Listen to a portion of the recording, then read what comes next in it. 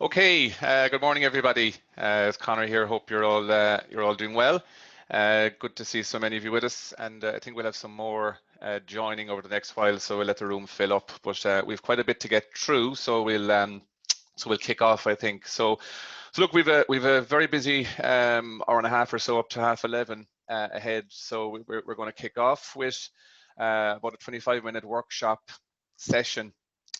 Where I suppose to try to replace what we would normally do at the first Thought Leader Council event of the year, where we discuss the priorities and get your perspectives on the year ahead. So we're going to do that. We're going to do that today via Slido. Okay, so what we're going to ask you to do is, if you have Slido and the app downloaded on one of your devices, if you go to that, or else just go to slido.com on your browser. And if you put in the event code, it's #TLCL, okay, #TLCL, that will bring you to the Slido section for this particular event, and we'll have some questions and some inputs from you there over the next 20 minutes or so. And then at 10:30, we'll be joined by An Tánaiste Leo Varadkar. And look, we have a good opportunity today to have a conversation and discussion with him across a whole range of issues, and also opportunity for Q&A. So look, very much ask you to use the chat box to put questions through there, or equally, to raise the hand when we get that point in time, and hopefully we'll have the opportunity, might be able to address a question directly to An Tánaiste as well, if that's what you wish to do. So look, I think we're also operating today's session. We've committed to An Tánaiste to Chatham House rules. So hopefully we can have a very open engagement with the Tánaiste in a little while. So again, just a reminder to go to slido.com on your browser, otherwise to the Slido app, and the event code is #TLCL. And I'll hand over now to our Director of Public Affairs, Thomas McHugh, to take you through the next 20-25 minutes. Thanks all. Good morning all, thanks very much for joining. As Conor said, we're going to do a few. I suppose we can't stick post-its on a wall today or mill around a flip chart, but what we can do is engage on Slido. So what we want to do is just ask a series of questions that we think will be helpful to just validate where we're at. Will also be really, really interesting for us to get your new perspectives and anything you think is a new priority. So just as a kind of a warmer-upper, I suppose what we'd really like to know initially is what words come to mind when you think of your chamber partner priorities. So those are the priorities of your business that you think are most relevant today, and the types of things potentially that the chamber could be championing on your behalf. So if you can just pop a few insights into Slido there, we'd be very, very grateful.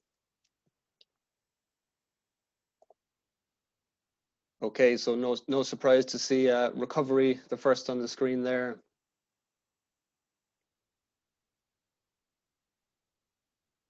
Infrastructure, again, very significant. Connectivity, massive with the airport and port right now. International travel, housing, supply and restart. Very good point on the restart, with the current pause being a significant challenge for delivery. Job security. Challenger to Dublin as a business region, we always like that one. And resilience and the vaccination program. So look, some very strong and consistent messaging coming through there. And just to say, this doesn't just vaporize after we leave the session. We'll take this on board for our work going forward. So thanks very much. So that's a really interesting flavor of things. And what it does is it just gets us going. And what I'd like to do very briefly before we go into a couple more of those Slido interactions is just to give a bit of a small bit of scene setting of the last 12 months. So we would have met as a Thought Leaders Council 3 times over the last year.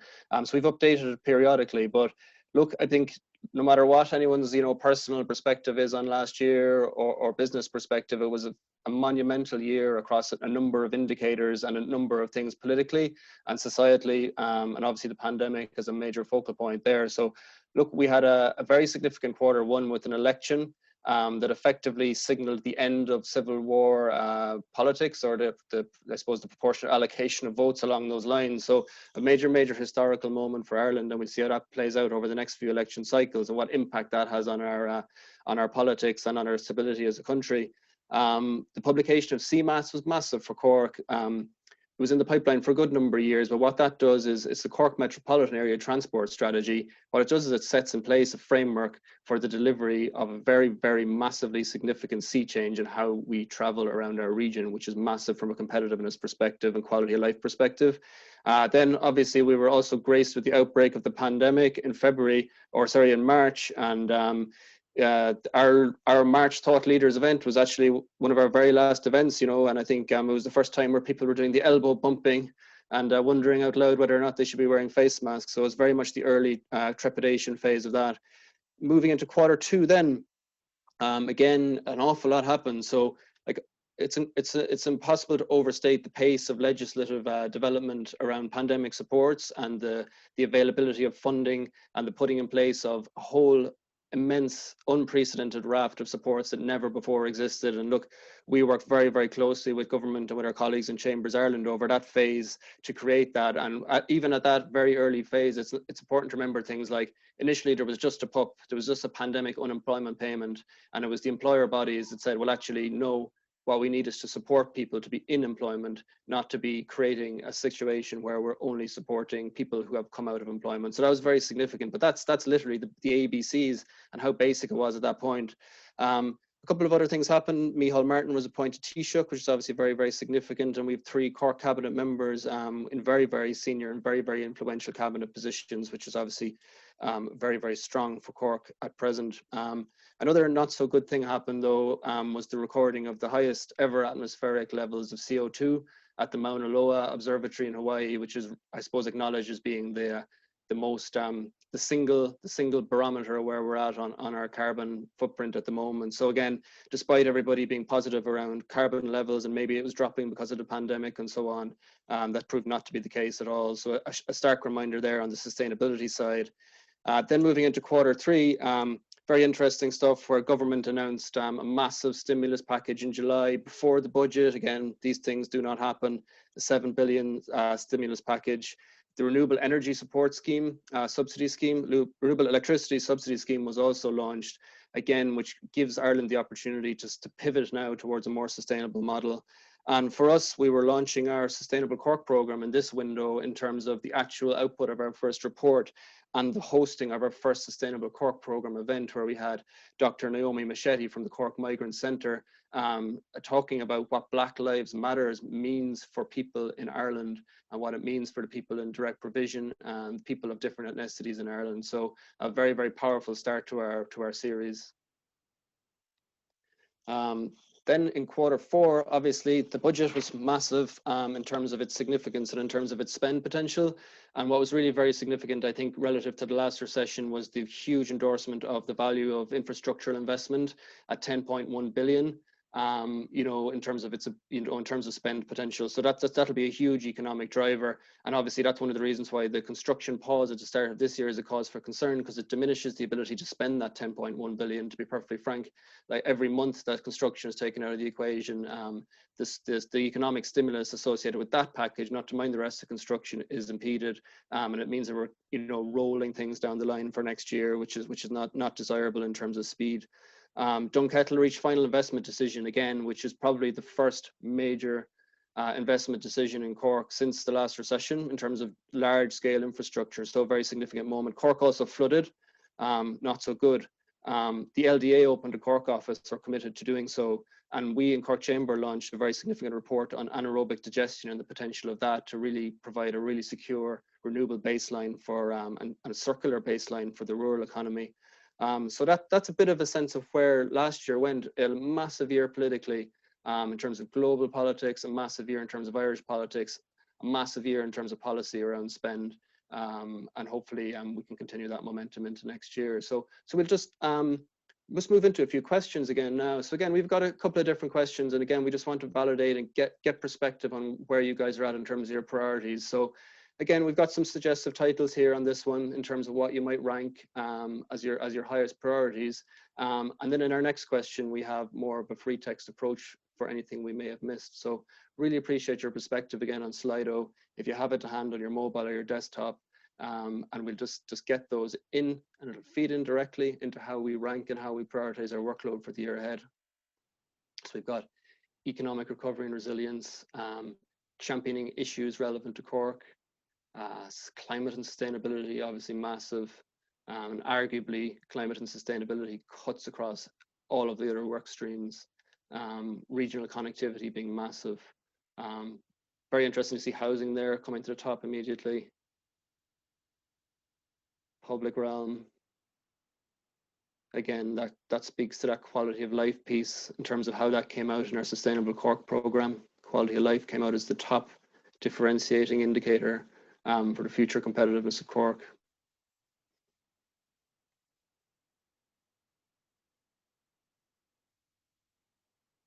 Okay, it's kind of evening out there now, but again, it is a short list of priorities, and an evening out is a good thing.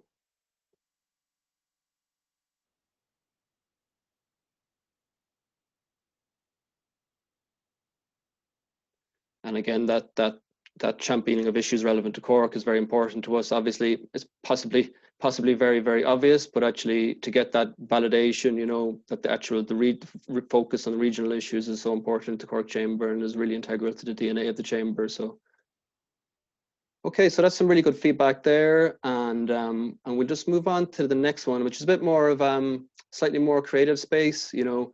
In terms of what other priorities there are. Maybe you'd say the previous 8 were things that you were well aware of the fact that they're Chamber priorities, and we're well aware of the fact that you're priorities, but things evolve, right? And, you know, things like talent attraction, diversity and inclusion, there's any number of things that are critical to the region. So.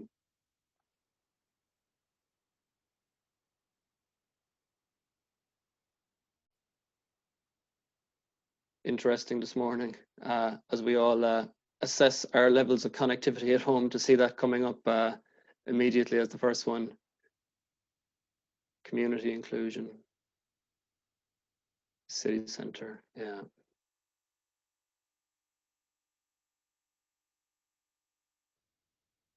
That city centre piece will be very interesting as we move into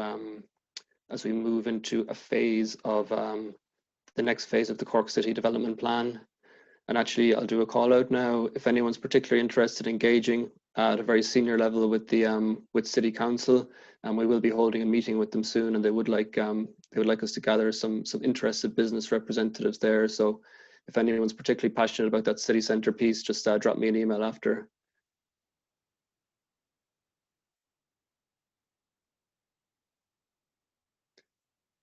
Okay, remote working.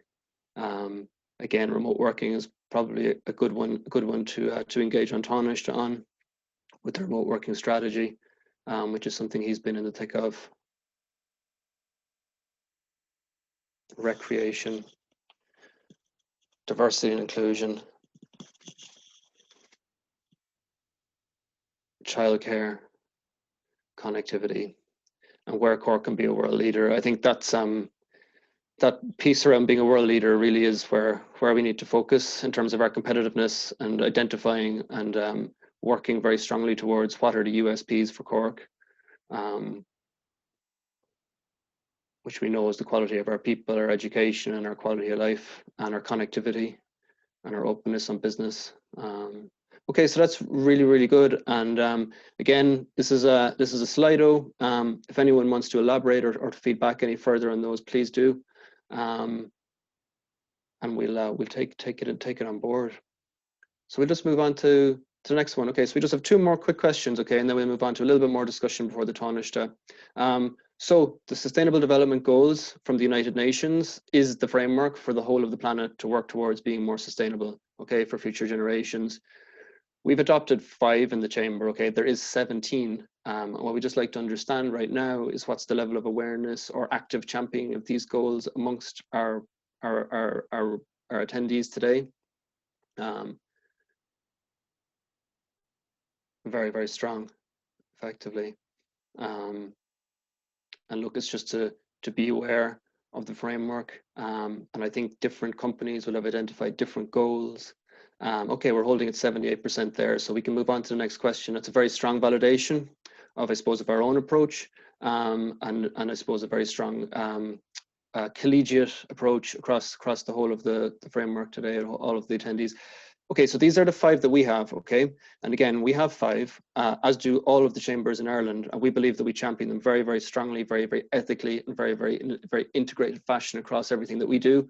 And again, just trying to get a sense of which of these do you identify most closely with, you know, if you were to rank these relative to your own business. These are the 5 we have. We do acknowledge that companies may have identified other ones within their own business, but we just like to get a sense of, across the 5 that we have, which ones do you think are most critical. That's really good to see gender equality coming up there really strong. And just like, I suppose the SDGs are global, so gender equality is very much a global one. We would kind of elaborate on that a little bit, even beyond what's in the SDGs, in terms of it being about equality, full stop, as well as gender equality. Okay, so then okay, so look, there's again fairly even spread across those, and it's good to see that people are identifying with the 5 that we've picked, which we believe are essential to Ireland's competitiveness. So look, that's a bit of a Slido interaction again. We don't get the chance to kind of wave pens at each other and have a debate about who writes things on a chart, but nonetheless, that's pretty good. And thank you very much for your time on that, right? And what I'll do, I'll just give a little bit of a sense of a few other insights that maybe might just tee up a few thoughts before we talk to the Tánaiste. So we published our Q4 economic trends. My colleague Michelle on the call here heads up that work. And very interesting to see the level of confidence in Cork very strong. It was in the mid-60s in the last quarter, so very good to see that pick up. And we believe that was on the back of the positive announcements around the rollout of vaccinations at the start of the year. Very interesting to see across the metrics around Brexit. So on the top 3 threats, it's actually gone from the top 3 threats. That's a tongue twister for me. But for the first time, basically in a couple of years, being replaced, well, not being replaced necessarily, but I mean, it's been pushed down now, and COVID remains very strong, obviously, and changing consumer spending, pandemic related, right? But also I think at the end of Q4, a lot of kind of hedging and stockpiling for Brexit, things like that. So it'd be interesting to watch the shift on that. But also just to see, you know, 52% of businesses are quite neutral on it, on how it'll impact. Yet at the same time, 38% are saying that they're expecting increases in costs. So look, again, there's a significant deadline in April. This will play out over the course of the year, and we'll continue to use our surveying and use our engagement with you guys to get clarity across, you know, what the priorities are. On sustainability, again, very interesting to see, like, the number 1 thing that people are doing is exploring how to become a greener business, whereas the number 5 thing they're doing is activating policies to become a more sustainable business. So you can see it's interesting across the broadest of the whole of the sweep of our membership. You know, a lot of people are still at that exploratory phase. So just a few insights from our trends. Then I'm not going to labor this slide at all, but I just want to give a sense of our activity and who we're engaging with on an ongoing basis. So Government of Ireland, tip top, you know, regional stakeholders, essential, and then national agencies, essential, in terms of like the likes of the NTA and TII. So just to give a flavour of our activity in Q1, we've maintained our position as the number 1 most active regional advocacy body in the country consistently.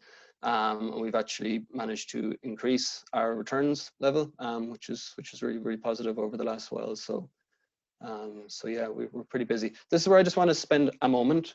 What I really want to do with this slide is just to show, or to give a flavour of what's on the agenda when we're in our meetings, okay?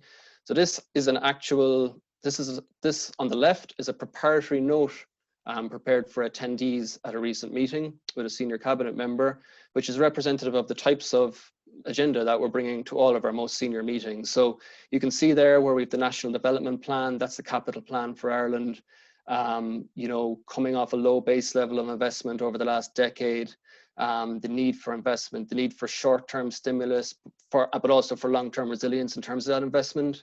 Housing and apartments is there all the time. We are working on this all the time. the major significant change at a cabinet level is that now there's a recognition that wasn't there 2 years ago, that there is an issue on viability. That is now acknowledged and has been acknowledged quite notably in all of our meetings over the last few months. We are working now on a new report with our colleagues in CIF to drive that issue on. We are going to bring together a piece of comparative analysis with KPMG and Future Analytics to keep the momentum up, keep the information up, and make sure that government is in no doubt, but that it is one of the most important issues for the business community. International connectivity, we work very closely with the airport and with the port, and we sit on the airport council, and we meet with people like DAA, and we meet with people like the Secretary General for Transport and the Minister for Transport. Like, the airport needs capital expenditure budget and has secured capital expenditure budget. It needs OPEX budget and has secured it. It needs a regional marketing fund that has secured it. What it needs, though, is for that to be continued into 2022 and beyond, and that's where we're at with that workload. There's some nuance around passports and visas at the moment that needs to be ironed out. Customs and border actually is very interesting. The Port of Cork does not currently have customs and border. So that would be a massive unlocking of potential, especially with Brexit and the massive amount of momentum that they have with Zeebrugge and with the US. So huge potential there. On floating offshore wind, this is a massive area of potential for Ireland, and I'll come to it a little bit later. On pandemic supports, really where we're at with that right now is that what we need is metric-based decision-making rather than putting dates out there for decision-making, that there would be metrics that would signal certain levels of return of economic activity, that those metrics would obviously be linked to things like rates of infection, ICU numbers, the rate of vaccination. But that the current approach doesn't really provide any certainty. It's very hard to gauge where we're at. What's the tipping point for a decision being made other than a date? It doesn't really work for business, as you all know well.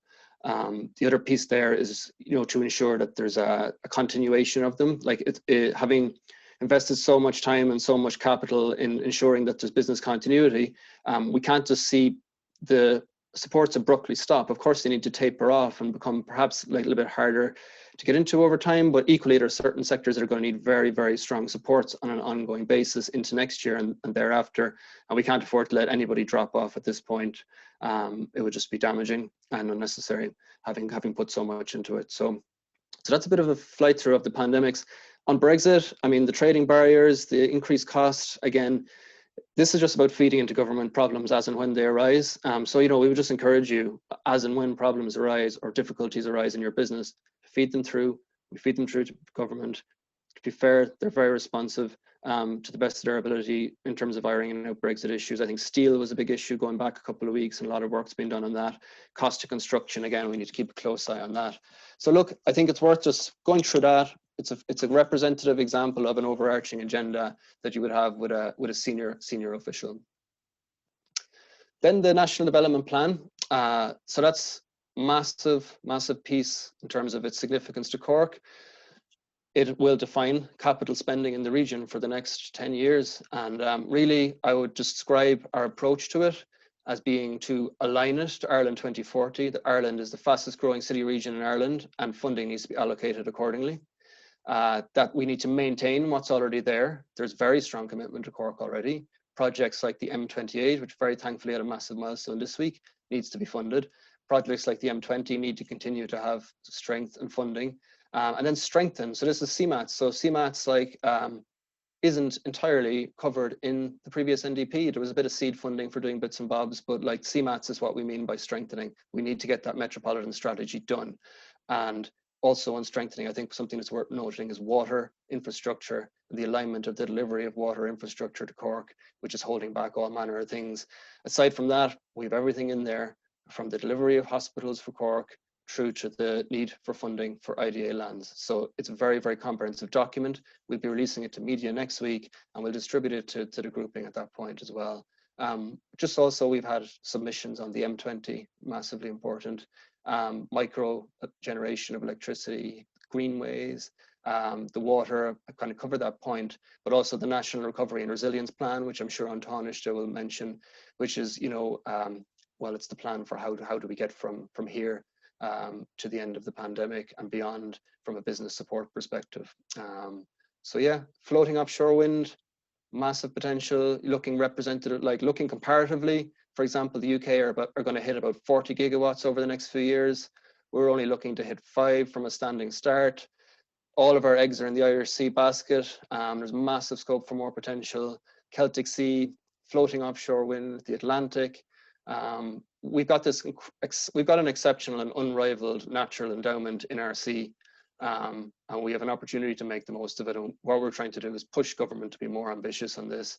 Like economically, it's massive in terms of hitting our climate targets, in terms of, but also I think probably most significantly, in my opinion, in terms of our reputation as a country and the reputation of Cork as a region, you know, as a place that's renewable, that's progressive, that is ethical, conscientious, and is moving with the times. And I think that's massive, from a talent attraction through to the attraction of FDI, that we have that reputation as being at the forefront of this space, and that we're the furthest thing from a laggard. So look, a massive need for momentum there, and we're working with stakeholders to drive that on. Our Sustainable Cork program continues. So we did a massive report last year. We launched a webinar series. We're going to launch an equivalent, a really exciting webinar series again this year. And we're really looking forward to providing, you know, the listing of what that's all about over the next number of weeks. But needless to say, we will be provocative. We'll be digging into each of the issues that's relevant to our SDGs in that series. We think it's a brilliant series, really interesting and thought-provoking. So really encourage you to get on it and get your team on it as well, because it's that's where it's at really. And on the Sustainable Cork program, we've also deepened what we're at in terms of the providing of training with our partners in EEN. Margaret's on the call here today, who drives our EEN program. Really good training on circular economy for SMEs and micros there. Michelle, who's on the call, is also the chair of Energy Cork. And Michelle's driving a fantastic program there, where we're looking at the energy, I suppose, footprint of a number of SMEs and companies throughout Cork. And really what's interesting here is that it's a number of companies that don't necessarily, they're not in the energy sector, but what they're doing is really getting into the weeds in terms of their consumption. And this is a unique program. Like, this is something that's been driven by Energy Cork and Cork Chamber. And again, it's another thing that we can say, here's something that Cork is doing to distinguish itself.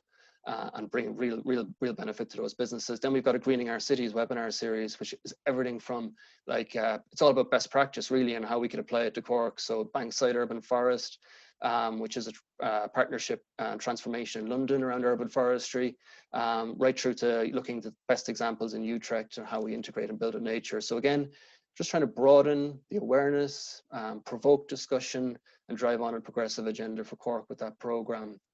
So that's a bit of an overview. We will be driving on with all of that agenda over the next quarter and over throughout the year. We'll be factoring in all the feedback you gave us today in terms of defining and prioritizing our workload. We'll communicate with you with one of our thought leaders updates over the next month or so as well, to give that insight. So just to say thank you very much for supporting us and giving us that mandate to drive a very progressive agenda for Cork, which we believe will distinguish Cork. And if you have any questions for the Tánaiste, of course, you can use the chat box in Zoom, but you can also use Slido, which is nice and discreet, and you can pop in any questions you have there. And look, we would encourage you to just to engage with the Tánaiste, to put forward your questions, and really to push them on the issues that are most important to Cork. And yeah, thank you very much for your time this morning. I hope that was a good overview of what we're doing in our advocacy work on your behalf. Thank you.